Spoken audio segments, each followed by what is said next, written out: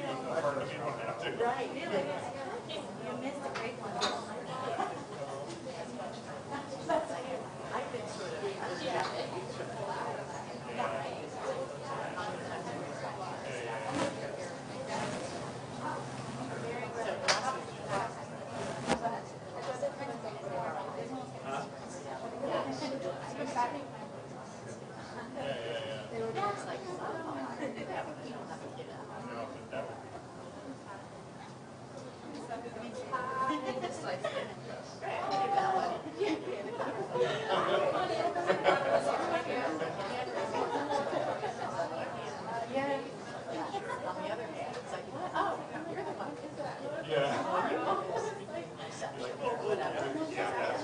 So I try.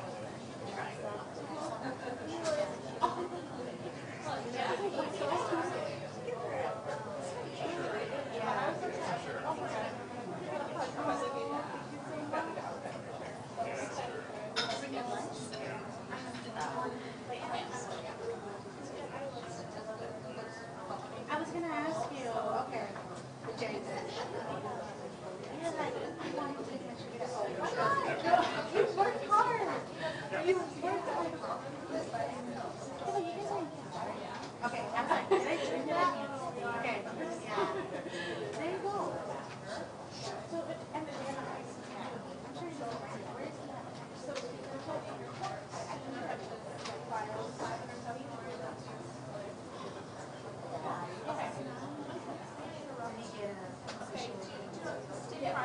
yeah.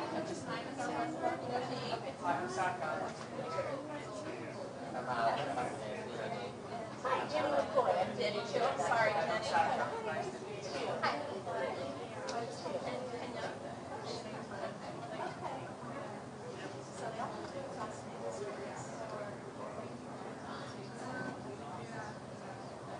So there's this chance. I want to work with you. But not the thing. I want to work with you. It's Kim? I didn't put my story next to all the doors. I was like, no.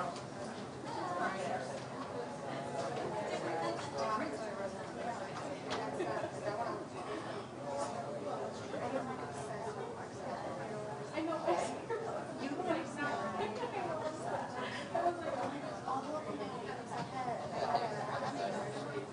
Jenny is all of my projects were on here. She's going to start this out. Jenny, are you wrapping it up? Okay. I have one too, but I forgot again. We just had a chance. Hi, I'm Jenny McCoy with Narrative, the Mississippi Vice Chancellor team. So they're going to be covering the event. So that's our diversity and inclusion team. So kind of more from diversity more to inclusion, understanding all of it. Right, as opposed to diverse, sort of implies different inclusions, sort of one. So you'll see diversity shirts and inclusion shirts switching over. Do you get what? Yeah.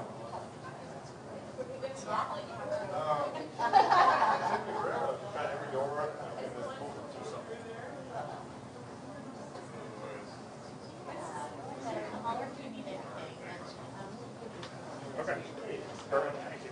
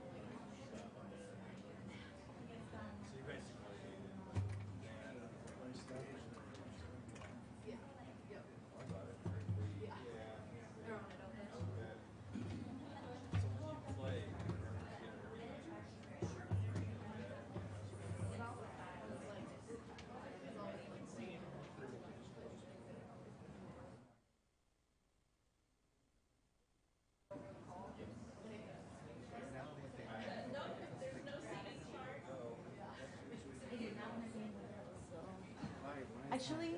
No,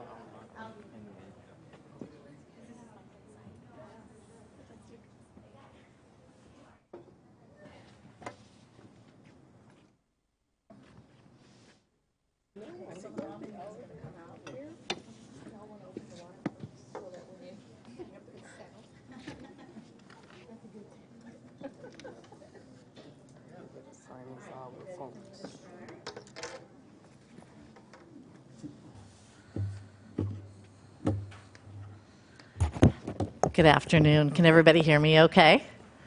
Great. So I am Jenny McCoy with Meredith Corporation. I'm the Director of Corporate Communication, and I just want to welcome everybody here today for our dialogue presentation. I want to recognize the members of our Inclusion Committee who are in the room, and I see a few of you guys in red t-shirts. If you guys want to wave, that would be great. And there's Candace in the back, too. So our committee works with the Iowa International Center to put on these programs, and so we're thrilled with the partnership, and so thank you all for doing that. This is our first time back after summer break, and let's see. Today we're continuing the dialogue series with past honorees of the Iowa International Center's Passport to Prosperity event. Passport to Prosperity honors immigrants and refugees who have positively impacted their communities and Iowa. Today the panelists will each share their own unique stories of what brought them to Iowa. They'll talk about how their experiences in the state have shaped their stories, struggles, and successes. We're very happy to have these four panelists here. Welcome to Meredith. And we're so lucky to hear from these impressive individuals. So the panelists are, and maybe if you can just wave when I say your name, because I think you guys aren't in the same order, I'm going to read them. But Kenya Calderon. So Kenya is a 2017 Drake University graduate whose family journeyed to the U.S. from El Salvador. And Alex Duong. So there's Alex, an active community volunteer and marketing and communication specialist who immigrated to Iowa from Vietnam at age 12. And Zerkan Usta, did I say that right? Yes. Okay, great. Zerkan is a professional dancer and Ballet Des Moines artistic director who came to the U.S. from Turkey. And then Li Zhao Mandelbaum. Here's Li Zhao, a native of China and founder of China Iowa Group. She lived in Holland and the UK before moving to the United States. So thank you all for being here today, and we look forward to an engaging discussion with you. So with that, I'll turn the stage over to Pat Grote, the Executive Director of the Iowa International Center, to moderate the session. Thank you.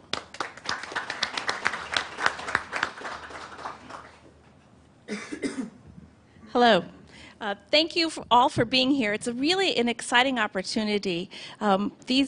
These four individuals have fascinating stories. Serkan told me it's no big deal. So we'll just see after they have a chance to talk. So here's how we're going to do this. We're going to give them each a chance to talk about their lives, and then I have 2 or 3 questions. And if we still have a lot of time, I have a couple bonus questions, and then you all will have time to ask questions. And I think you'll find a spot that you'll want to do that. So we're going to go down the row. Alex, we're going to start with you. Okay, we'll start with... Okay, so here's the first thing. They're just going to give us about 5 minutes of their story on arriving in the United States and how they got to where they are now. 5 minutes. 5 minutes. All right, thank you. This is longer than like Miss America question, so it's 5 minutes, fine. Hey everyone, thanks for coming out. I'm Alex. I moved here from Vietnam at the age of 12. Start from scratch. I remember my first day at school. I got pulled back 2 years, which made me smarter than everyone else in my class. I couldn't speak English at all. I speak 6 different languages, and English is a tough one. So I graduated middle school and high school from Clinton, Iowa. Moved to Drake 9 years ago to attend Drake University. Switched major 6 different times. Ending up with marketing at Medicom. I've been with Medicom for 5 years now. Been involved with a lot of nonprofit organizations in Des Moines. So I'm here today, and I was lucky to get honored as one of the Passport to Prosperity honoree last year. So this is pretty exciting, and I look forward to this dialogue. So thanks again. So.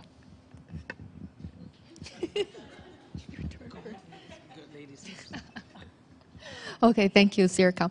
Well, I guess I will take you back a little further. So, 30 years ago, it was a cold winter morning. A lady was waiting anxiously outside of the hospital, and she's been there for 10 hours. And as soon as the cry of a beautiful baby girl, burst into the air, this old lady turned away and went home. So you might wonder where the story goes. Well, that old lady was my grandma. She was my dad's mother, and then that baby girl cry was me. So, that was a story that my mom had told me growing up. I never knew it. My grandma eventually was won over by my infectious laughter and my cute whatever, cheekbone, whatever, according to my mom. But when my mom told me that story, I was, really shocked. The reason for that was my father was the only son in the family, and my grandma was really disappointed that I do not get to carry on the family name. And, this generation of Zhao ended here because I was eventually going to marry out. She was so upset that I was a girl that she would walk away from the hospital. And back then was when China started implementing the one-child policy, which means my mom couldn't have a second child. And so her dream of having a grandson was demolished by that. So after hearing that story, I felt like that pretty much shaped who I am today. And subconsciously in my mind, I always try to prove to my grandmother that even though I'm a girl, I can do everything that boys can. Maybe I can even do better than a boy. You know what? Boys are not such a big deal. Sorry, guys. And in a way, I became, really, really, just trying to put myself out there with boys. And I feel like it's one of the reasons why I'm here today. The rest of my life journey wasn't as interesting as my birth, so it's gonna, kind of go downhill from here. After that, like everyone else in China, I went through the terrible 12 years of education. When I said terrible, it doesn't mean that we didn't learn anything, but it means that it's very much confined, and we were, I stayed in a dormitory with 16 other girls in a room that are probably 30 feet or so. And we had bunk beds, and then every morning we have to go doing our morning exercise at 6 o'clock, and we study all the way till 12 o'clock at night, trying to prepare for the national entrance examination. For those who know a little bit about how Chinese students get to advance to college, it is the most cruel examination that you can ever take. You were given 2 days to 3 days, and then taken 4 or 5 or 6 different subjects, depending on which track you are going to. And that single test is going to determine your life.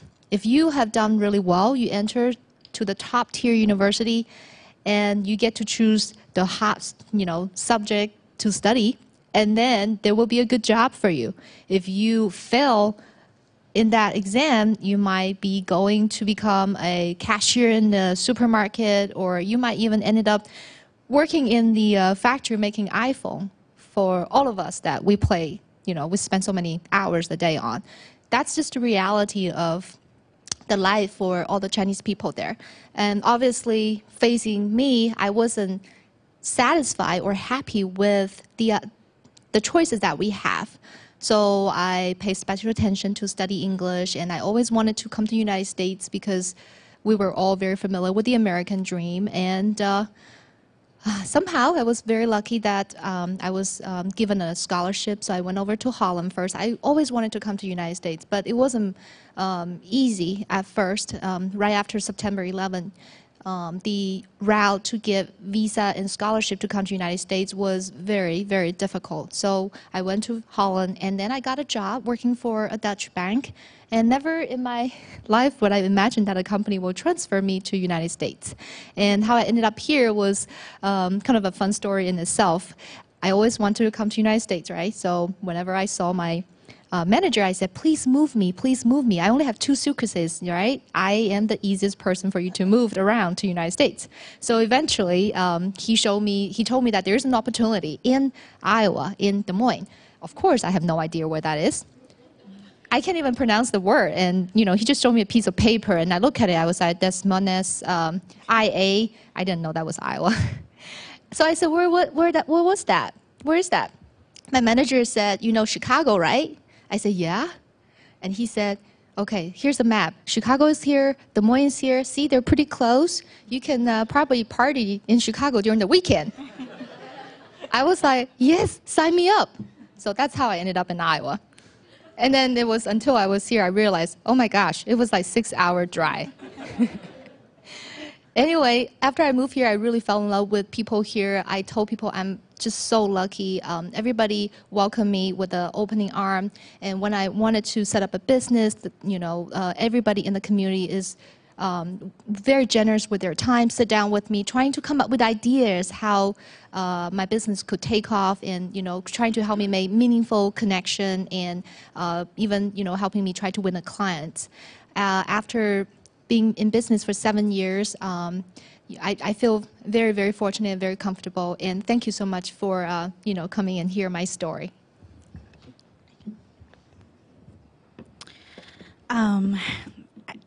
I just want to say that beginning of that story was just so beautiful, the way that you told it. I was just so engaged. So my name is Kenia Calderon. I was born in Santa Ana, El Salvador. So my first language isn't English. So I grew up knowing Spanish and going to school. Then we faced with the reality that the country was changing. Things were changing. And as an 11-year-old, I could tell that things were no longer safe for my family and I. So one of the things that I vividly remember is that I was 8 and my mom was cooking dinner, and I was watching the news. I've always felt a little bit older for my age, so I really love the news. And then I heard that they were warning people not to open any backpacks in parkings, in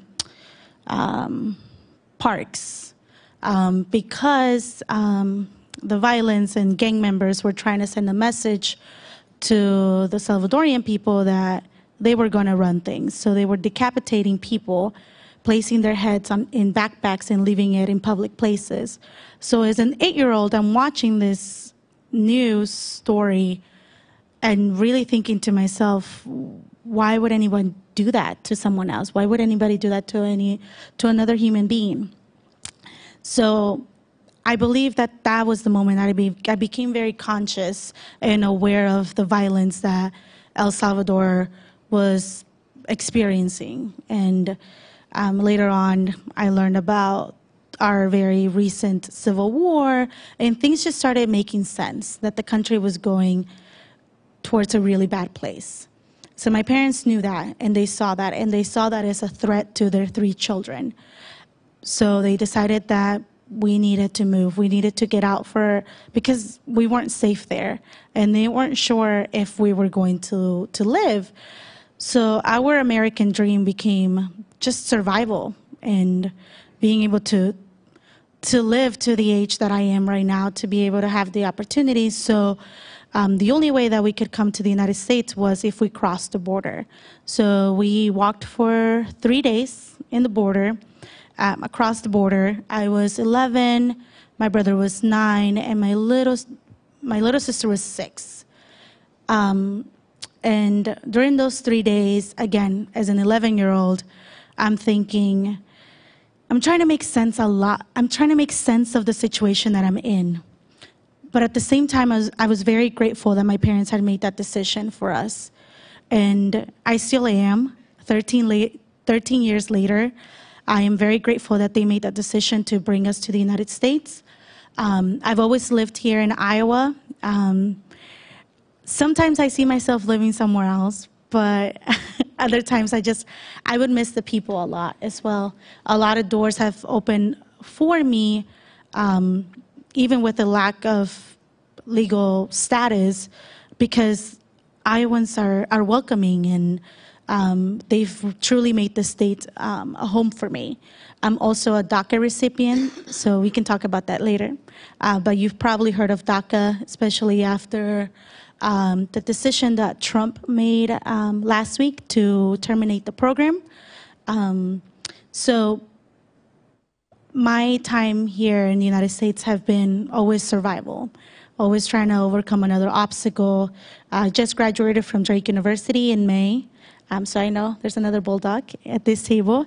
But again, my life has just been setting up a goal for myself and my family, overcoming it and facing the obstacles that I will face in the way. And as a DACA recipient, I will be overcoming another set of obstacles. And it's an honor to be here today with you all to share a little bit about my background and my story, and a story that can be related back to the 11 million undocumented immigrants in the country. Thank you. Okay, well, amazing stories. Well, mine is not that exciting, but I'll try. I'll start with my mother. She was born in a little town in Turkey. It's called Kastamonu. And when she was 13, she was it was an arranged marriage to a 20 year older than her, and basically she was sold for a cow and $100. And then a couple years later, she had a baby. They moved to Istanbul, but a month later, the baby died. And then a couple of years later, when she was 18 years old, she had me. And when I was 5 years old, my father left us, then with another woman. And my mother is 4'9", and she was pregnant also with my brother. And so what she would do is she will go to school, but she couldn't do it because she didn't finish the high school. It was like right after elementary school they got her married, but she couldn't do it because she was pregnant and she had to take care of me. And so she put me in the school, and I will always run away from the school. I will go to school, and she will drop me off, and she will go to work, and I will go like this, and I will run and go where the tourists are. And then I'm 5 years old, of course, running around Istanbul. And I will go to a person, hey, give me something, I'll sell it, and you give me some money, and, I'll bring you some money, and we just share it. But yeah, I will get like those plastic bags, and we'll go to a touristic area and just scout there and just watch all the tourists. They will buy little things, and they will hold it, and I will go to them, I will go, no English, nothing. They would go, oh, very good, and they will put it in there and then give me like a quarter or something. So then my mother, of course, comes home and looking for me, and it's 10 o'clock, and Sarkon is nowhere to be found. And with that money, I would go see a movie until 11, 12 o'clock and come home, and she's like, where were you? And so from there on, it just went on. And at work of hers, and she was told by her friends that, hey, listen, he is brilliant, and you need to give him to the orphanage because he's going to die, she's like, I can't give him to the orphanage. And there's a law in Turkey. It says if one of your parent is not available or died or whatever, can take care of you, the law says you are eligible to put your kid into orphanage until 18 years old. And you have to give up everything, all your rights. But she's like, I can't do it. And finally, one day she couldn't find me. And she came to the movie theater, and the security guy, is this him? This is like 11:30, last show. And then took me home. She told me, hey, listen, you want to go to a Navy Academy? Of course, when you are 5, 6 years old, Navy Academy, you want to be a pilot. And then I'm like, oh yeah, I want to go to Navy Academy. So on the next day, we go to Navy Academy, but nobody's around. It's summertime. And she says, I'll be back. And I'm like, great, go. And she left. And then I looked, everybody's sleeping in the orphanage. They put you in a summertime. They put you like sleep time from 1 o'clock to 4 o'clock. So it was like around 3 o'clock, and it would then 4 o'clock, and everybody start waking up, and all the kids are running around. I'm like, where is the uniforms? And it turns out to be the orphanage. So they told her not to come for 6-7 months. So from there on, I was in the orphanage, and after 6 months, she will come see me for an hour or so, and then she will go back. So from 5 until I came to America, I was in the orphanage. But when I was 10 years old, there was a guy in Turkey, it's a conservatory, and the section of the ballet, he came to an orphanage to donate in a Muslim country. Turkey is a 99% Muslim, and 1% is sharing. So there are some in a Muslim country, and there are places that you have to give to poor. And so he came to the orphanage to donate clothing or money, whatever it was, I don't remember. But then he saw a whole bunch of boys, testosterone, running around and doing nothing. So he thought, wow, I can take these boys and make them a ballet dancer, because the ballet world needs a male dancer. So he collects 40 people, 40 boys, and from there he takes us to conservatory, and then we audition. They tell us, take off your clothes, everything except underwear. So like, you don't tell an orphan to take off your clothes, just leave you. So anyways, from that 40 people walked out, and we had only 8 left, and they were stretching out, and there's a whole bunch of people sitting like this, going like this. So we all just standing there. Anyways, we started the ballet, 10 years old, and we would go to the orphanage. They would call us names and dancers and gays, and they are coming, and all that stuff. And sometimes they would corner us and hit us, but we just had to keep going because we couldn't say I don't want to do it. So we keep going, and it will take us almost 3.5 hours to go there. We had to walk, take a bus, get off bus, walk to the train, get on the the boat.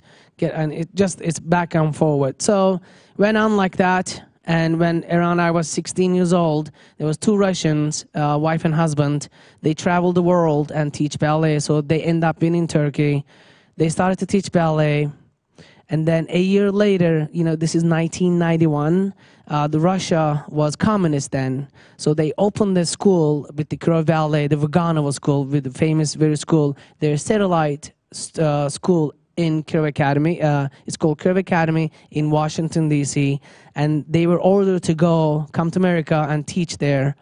And so before they left, they are like, hey, listen, don't forget, keep taking ballet classes. You have a pretty face, and you have a nice body. You are very smart, and we won't forget you. And we are like, okay, whatever. So a year later, I get a FedEx to the orphanage. This little, FedEx envelope, but I never seen a FedEx before, and I'm like, what is this envelope? Huge. And I opened it, and there's papers. I'm like, what's this? And I just crumble it up and throw it in the trash. And one of the older people that will live in the orphanage, they go to college, and they're like, oh, what's this? And they started to read. They knew English. They're like, what are you doing? You got a full scholarship. I'm like, what? Yeah, you got a full scholarship to America. I'm like, are you kidding me? Give it back. So from there on, and I start working, go everywhere. I was 17 years old, and the government, because I was property of the government until I was 18, and they told me that I couldn't go. So I was like, what? And my friend and I, we just start walking, and this Lions Club? I'm sure you guys know this Lions Club. So I went there and knocked on their door,